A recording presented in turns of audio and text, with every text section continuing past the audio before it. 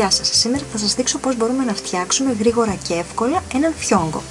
Παίρνω μια κορδέλα, την περνάω στα δάχτυλά μου, έχω τον αντίχειρα, κρατάει την άκρη της κορδέλας, παίρνω την άλλη άκρη της κορδέλας, την περνάω πίσω από την κορδέλα που έχω ήδη, ανάμεσα από τα δάχτυλά μου, και μετά την άκρη της κορδέλας την περνάω στην κορδέλα που κρατάει ο αντίχειρας. Και έτσι, με αυτόν τον τρόπο, έχω φτιάξει γρήγορα και εύκολα έναν φιόγκο. Θα τον διορθώσετε και θα είναι κάπως έτσι. Μπορείτε να το φτιάξετε με δαντέλες, με πιο λεπτές κορδέλες και με ό,τι άλλο θέλετε.